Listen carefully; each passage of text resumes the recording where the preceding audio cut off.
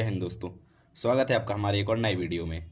तो अभी तक आपने यूनिट 1 के काफ़ी सारे पढ़ लिए हैं, काफ़ी सारे टॉपिक। आज का हमारे यूनिट 1 का लास्ट टॉपिक है, सबसे लास्ट टॉपिक, स्टोक की प्रमेय। तो आइए हम पढ़ते हैं स्टोक की प्रमेय। तो हमारी स्टोक का प्रमेय का कथन ये है। अब आइए जानते हैं ये लिखा क्या है। ये लिखा है नॉर्मली किसी बंद पृष्ठ ए वेक्टर, बंद पृष्ठ में ए वेक्टर का जो रेखीय समाकलन होता है, सिंगल इंटीग्रेशन होता है, वो उस वेक्टर के कर्ल के डबल इंटीग्रेशन के बराबर होता है। ये कहती है हमारी स्टोक की प्रमेय कि यदि ए वेक्टर का रेखीय समाकलन बंद पृष्ठ का हो तो उस ए वेक्टर का कर्ल निकालने पर और उसका डबल इंटीग्रेशन करने पर वो दोनों आपस में बराबर होते हैं। ये हमारे स्टोक की प्रमेय का कथन है। इसका मतलब ये है कि यदि हम ए वेक्टर का कर्ल निकालें, ए वेक्टर का कर्ल निकाल लें और उसका डबल इंटीग्रेशन कर लें, तो हमारे पास ए वेक्टर का रेखीय समाकलन सिंगल इंटीग्रेशन हमारे पास आ जाएगा। इसका उपयोग है स्टोक की प्रमेय के लिए। तो ये थ्योरम प्रूफ करने के लिए सबसे पहले हमने यहाँ पे एक चित्र बना लिया है।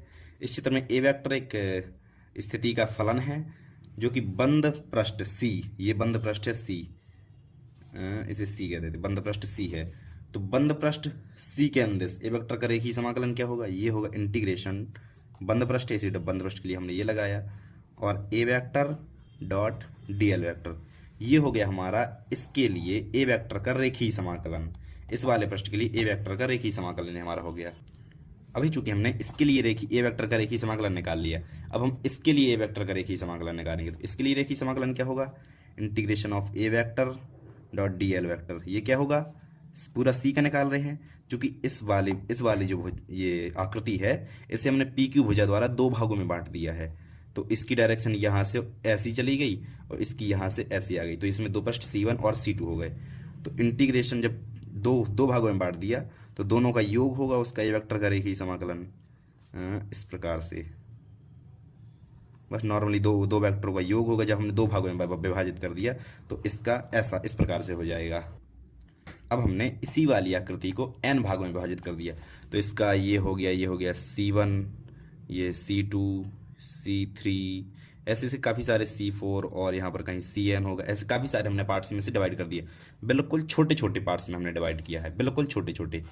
तो यहाँ हमने समझने के लिए थोड़ी बड़े बनाए, लेकिन बहुत छोटे छोटे पार्ट्स में हमें डिवाइड करना है इसे। तो जिस प्रकार से हमने इसका दोनों का अलग अलग करके जोड़ दिया, सेम उतना आ गया, उसी प्रकार हम इसे भी लिख देंगे ऐसे, integration A vector dot D L, और यहाँ पर सी के लिए अब ऐसे लिखेंगे, C1 के लिए, फिर C2 के लिए, यहाँ पर नहीं, C2 के लिए, इसी प्रकार से हम n तक के लिए लिख देंगे। ऐसे हमने n तक के लिए इसे लिख दिया है।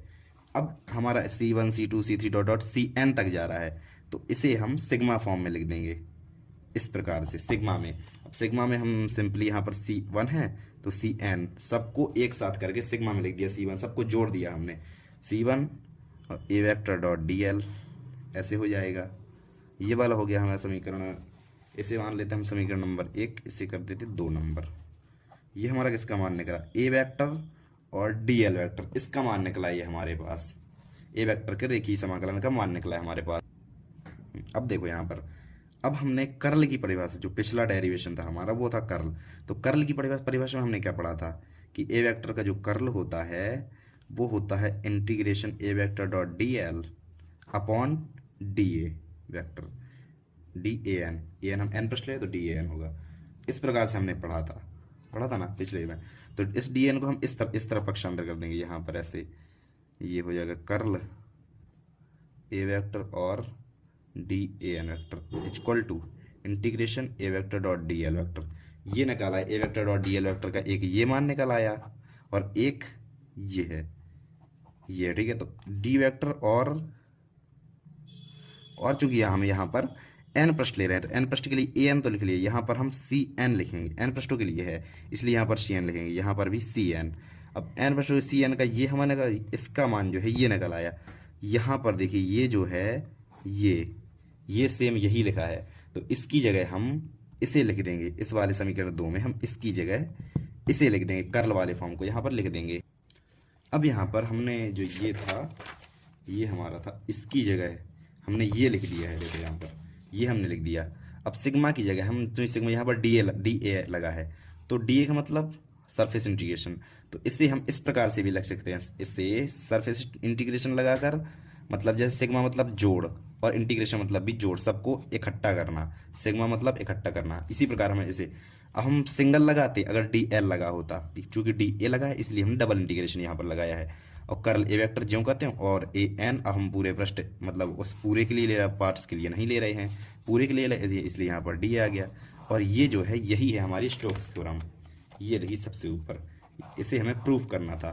तो इस प्रकार से हमने प्रूफ कर दिया। बस पहले नॉर्मली एक के लिए निकालो, फिर बीच से काट दो, फिर उसके लिए फिर एन पार्ट्स कर दो उसके लिए, फिर सिग्मा लगा कर लिख दो, बस वैल्यू रख दो कर्ल की।